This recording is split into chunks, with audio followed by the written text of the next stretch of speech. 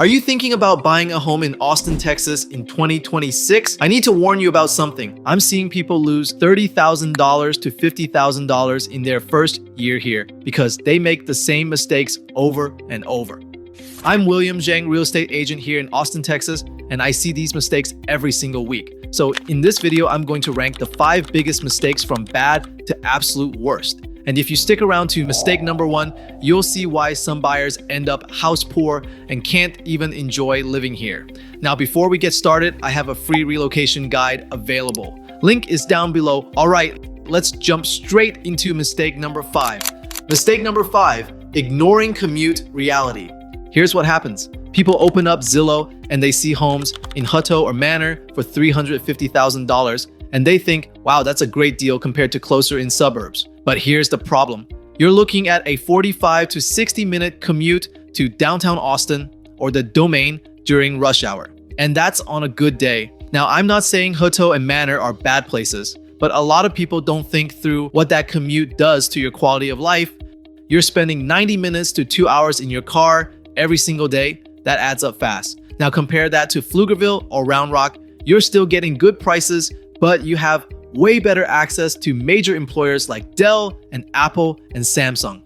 Your commute to the Domain might be 20 to 25 minutes instead of an hour. And here in Austin, Texas, the average commute time is already creeping up because so many people are moving here and the roads can't keep up with the growth. I had a client last year who bought a beautiful home in Hutto. 3 months later, they called me and said, William, we can't do this anymore. The husband was spending 3 hours a day in traffic and it was affecting their whole family. So they ended up selling and moving closer in. And because they sold so fast, they lost money on closing costs and realtor fees. That's why commute reality is mistake number 5, but that's just time lost. Mistake number 4 costs you actual money.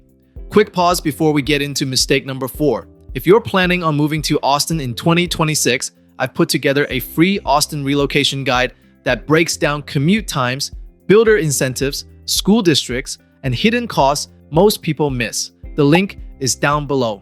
And if this video is already helping you avoid expensive mistakes, make sure to like and subscribe. I post weekly videos about buying, relocating, and living in Austin so you can make smarter decisions before you move here. All right, let's get into mistake number 4. Mistake number 4, missing builder incentives in hot suburbs. A lot of people only shop resale homes. They're scrolling through listings and they completely ignore new construction.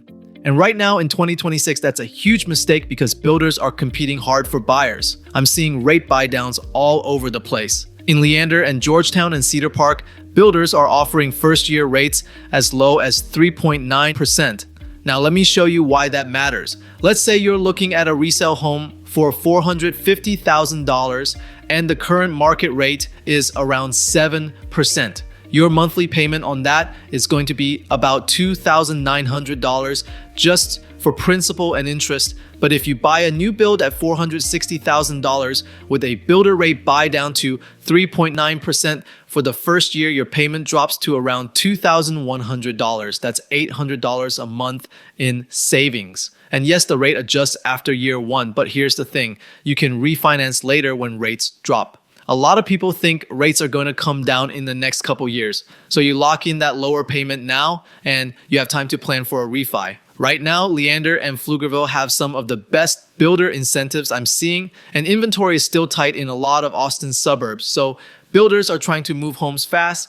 They're offering closing cost credits and appliance upgrades and rate buy downs. But if you're only looking at resale, you're missing all of that. And over the course of a year, that first year rate buy down can save you $8,000 to $10,000. That's real money. So do yourself a favor and talk to a few builders before you make your decision.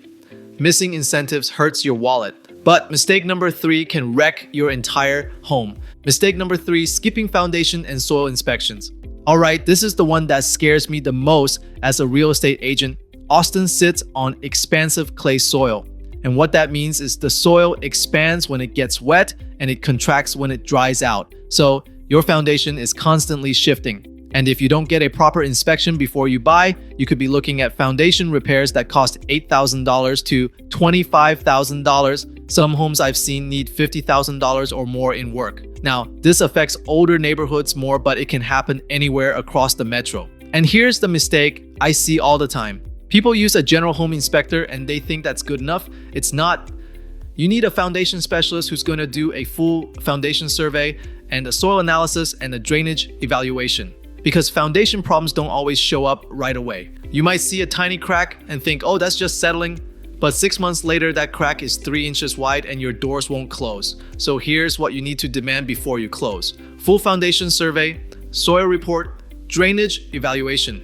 And if the home has had previous foundation repairs, you better make sure there's a warranty that transfers to you and some red flags to just walk away from, active cracks that are getting worse, homes that have been repaired multiple times, and anything near a FEMA flood zone because now you're dealing with both soil issues and flood risk. I had a client who skipped the foundation inspection to save $500. A year later, they called me in tears because they had cracks running through their living room and the repair estimate was $18,000. Don't let that be you. Foundation problems are expensive, but mistake number 2 affects your kid's future. Mistake number 2, choosing the wrong school district. Now, if you have kids or you're planning to have kids, this mistake can cost you twice. Once when you're living there, and again when you try to sell. A lot of people assume all Austin suburbs have great schools. That's not true. There's huge variation between school districts, even in neighborhoods that are right next to each other. Here's what happens. You buy a home in a district with mediocre schools because the house was beautiful and the price was right. 2 years later, your kid is struggling and you realize you need to move again. Now you're paying closing costs and realtor fees all over again. And here's the other problem. Homes in top-tier school districts hold their value way better during market downturns. So which districts should you be looking at? Round Rock ISD, Leander ISD, and Georgetown ISD are consistently top-rated. You want to check grade schools ratings and Texas State accountability ratings before you even start looking at homes. And if you're upsizing for a growing family, school quality becomes even more critical because you're going to be there for years. The resale impact is real. I've seen homes in great school zones sell in days even when the market is slow. But homes in lower rated districts sit for months. So do your homework on schools before you fall in love with a house. Bad schools hurt your investment. But mistake number 1 is the absolute worst financial decision I see. Mistake number 1, buying without understanding total cost of ownership.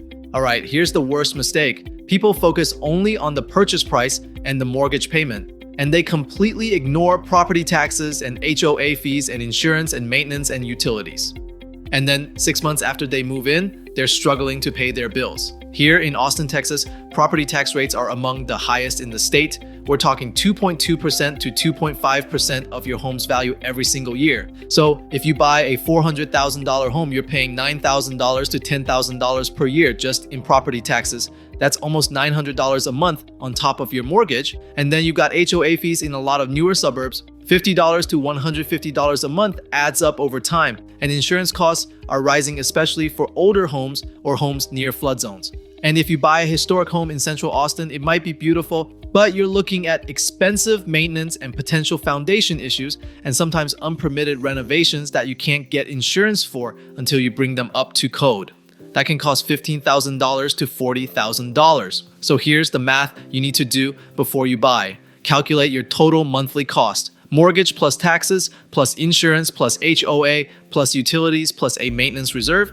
Because if you don't do that math, you end up house poor. You can't enjoy Austin's lifestyle and you can't save for emergencies. The smart approach is to work backward from your total monthly budget to find a realistic purchase price. That's the mistake that costs the most. So the pattern here is clear. All 5 of these mistakes come from not doing Austin-specific homework before you buy. Now, I offer free neighborhood tours where we look at commute times and school ratings and builder incentives and soil reports together. Grab my free relocation guide using the link below. And if this helped you avoid a costly mistake, hit that like button and subscribe for more Austin real estate insights. Reach out to me using the number down below and let's find you the right home in the right neighborhood. And before you go, make sure to watch this next video right here. Top 3 mistakes are costing Austin homebuyers thousands of dollars. It goes even deeper into how buyers are losing money on incentives, taxes, and upgrades, and how to avoid those traps before you buy in Austin.